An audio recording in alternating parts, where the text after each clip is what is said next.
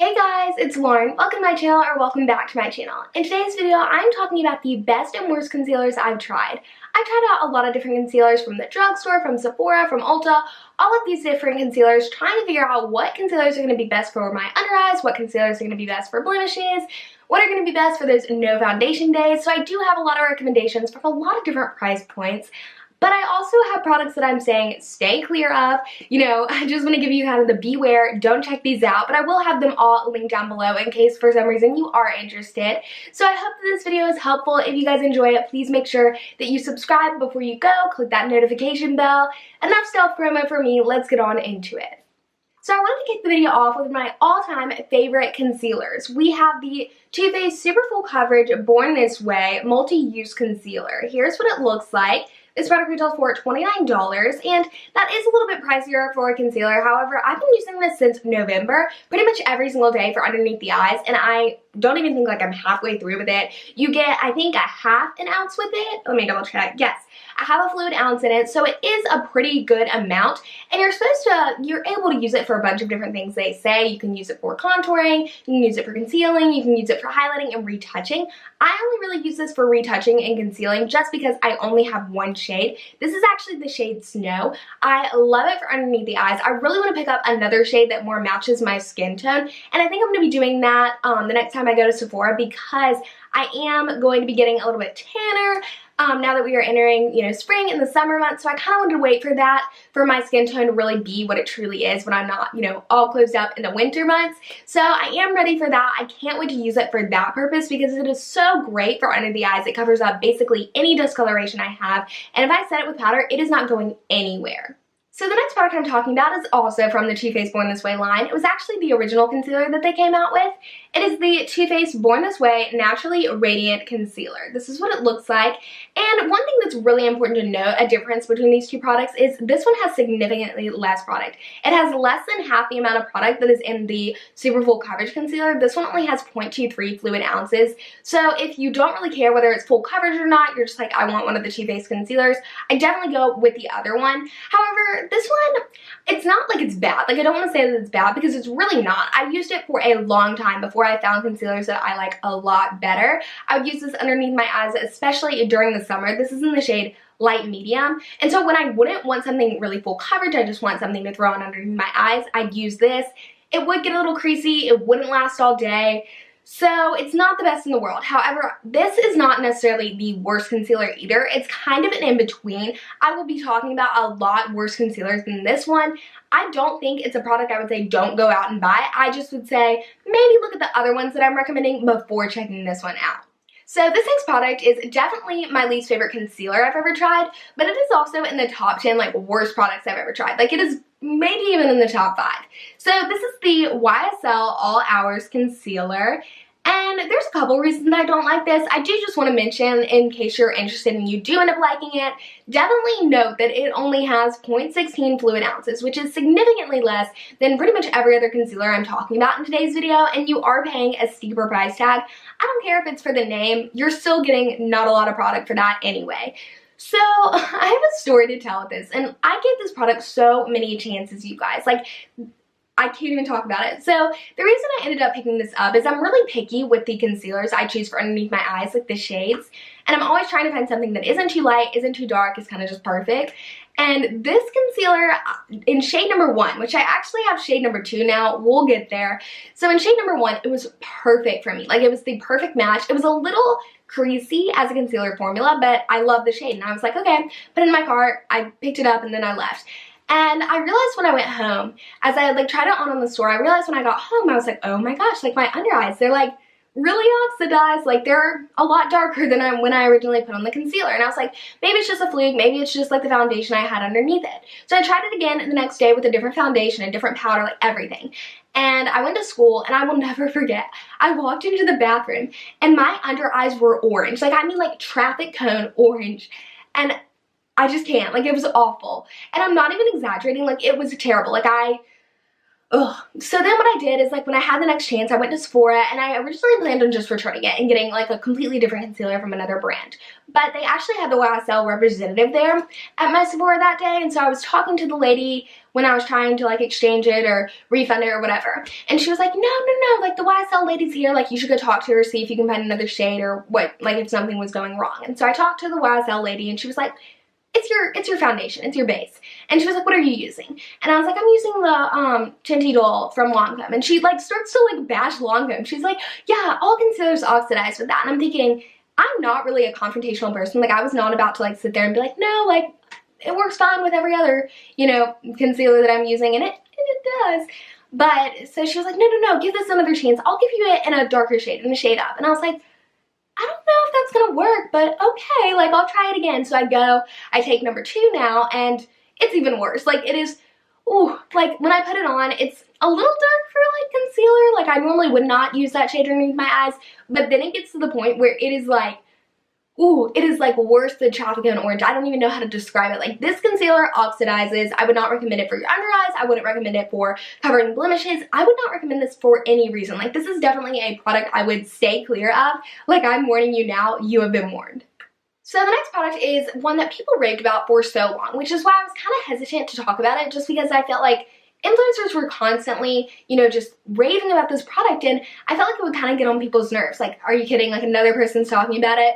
But I wanted to mention it because I do think that all of the talk about this product was for good reason. Like, I think it is a really good full coverage concealer. So this is the Tarte Shape Tape Contouring Concealer. Here's what it looks like. I believe it retails for around $27. And in it you get 0.33 fluid ounces, which is pretty comparable to other higher end concealers, which I do like. Also, this product is supposed to last for 6 months. I find that it does that. Like, from the time you open it, it's not going to go bad for 6 months. The other concealer, which I had, like, in the same shade, I used it up in exactly 6 months. So I didn't find that was a problem either, and I was using it, like, every single day. I found that I used to use this to cover blemishes, and while that was good, like, it would cover up the discoloration, it would kind of emphasize any raised part of, like, a blemish I had. And I know that people who have, like, you know, intense fine lines or, like, wrinkles, it kind of emphasized the texture of those as well. So I would be careful if that's going to be your purpose. But for me, I loved it for underneath my eyes. I felt like it covered any discoloration I had. It just made my eyes look super flawless. Like, I was so awake.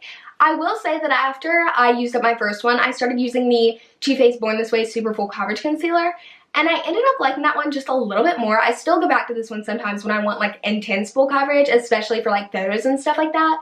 And the only reason I started to love that other one more is because with this one, I would have to use a super moisturizing, super hydrating primer underneath my foundation in order to use this product, because I do have such dry skin, and this is such a full coverage product that it could be a little bit drying.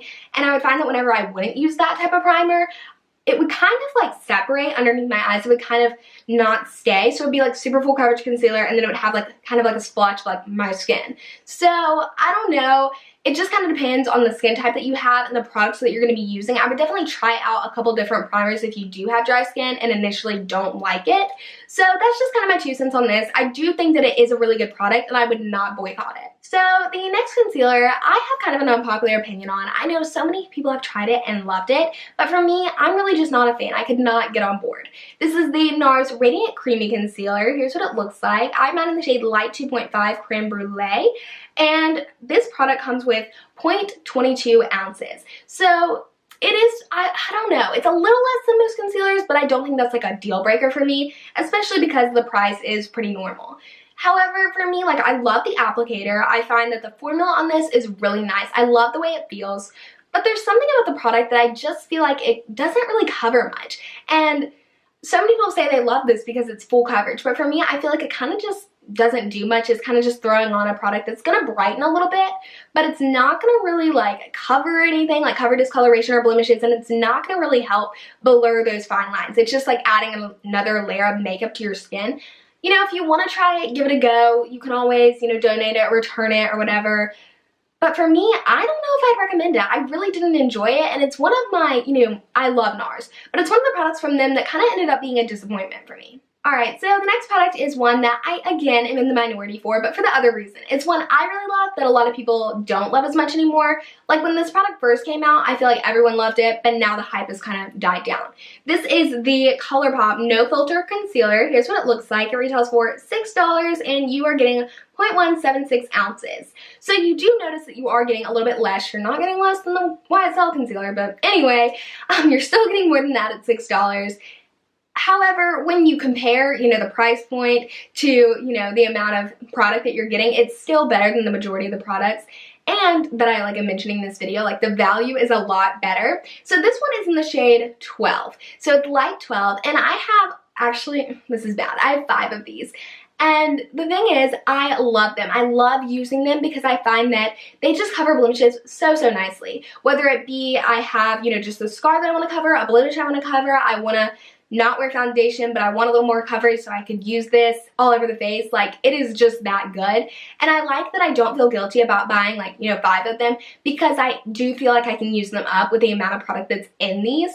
I just think that they do a great job at covering things without emphasizing texture, which I do find to be a real problem with, like I said, the majority of these spot concealers that I use. So I would definitely recommend trying this out, especially for the price point. I think it's really good. They have a lot of options, and now you don't even just have to rely on ColourPop's website. For a while, you had to kind of shade match on there. They didn't have storefronts or anywhere you could go for it, but Ulta now does carry, and most of them, Ulta stores do carry these, so you can go check them out there and really decide what's your actual color. So the next product is kind of ironic. The name completely contradicts with the way the actual product works. It is the Tarte Creaseless Concealer. Here's what it looks like. This product has how many? 0.225 fluid ounces. This is in the shade Light Medium Sand. So again, similar skin tone to me, you know what to pick up. But this concealer is really marketed more towards just covering up dark circles or, creases or anything you have underneath your eyes and just making it look flawless. And the thing is, it doesn't do that. It definitely creases. It does not matter, what primer I use underneath it, what foundation, what powder I use to set it, it just creases. And I wanted to mention that because, maybe you try it out, maybe you find a shade you really like, maybe you enjoy it. But if you're looking for that concealer that is just going to be flawless, like something like the Born This Way, the Super Full Coverage one, or the Tarte Shape Tape, or anything like that, this is not going to give you that flawless effect underneath the eyes. So I definitely wanted to kind of say, is it the worst product ever? No, but I don't think I would recommend picking it up. I wouldn't recommend picking it up. Alright guys, that concludes today's video. I hope that you enjoyed it. Please let me know what your favorite and least favorite concealers are down below so I can either check them out or, steer clear of them, and you can let everybody else know too. I love hearing from you guys, so whatever you have to say, I will definitely be checking it out. One of my favorite things about my YouTube channel in general is just seeing your comments. I just love that so much. So I really appreciate it if you guys would reach out if you are interested or want to or whatever. If you guys enjoyed this video, please be sure to give it a thumbs up so that I know to continue doing videos like this. Also, please make sure you subscribe before you go. I would love to have you guys as a part of the family. I wanted to thank you guys so much for just taking the time to watch my videos. I know, I'm so busy right now, so I can only imagine, what you guys are going through, and it just really means a lot when I think about everyone who comes and watches my channel consistently, or even once and never comes back. I really do appreciate it. So thank you guys, and I hope that you know how much it means to me. I am kind of planning what videos I want to do in the future, and so I would really appreciate, again, if you have any recommendations, let me know down below. But I don't know whether I'm going to do it on Twitter or on the YouTube community page, but I'm going to be doing a poll of what videos do you guys want to see first. I have a lot of thoughts, I have a running list, I have all these videos planned, but I don't know which one I want to do next. I've been so indecisive lately, so if you guys could help me out with that, it'd be very much appreciated. So yeah, if you want to check out more of my videos, I will have both of them just right there, and I will have my little subscribe button. You'll see a little picture of me right there if you want to check that out for more videos. I hope that you guys enjoyed, and I will see you in the next one. Bye!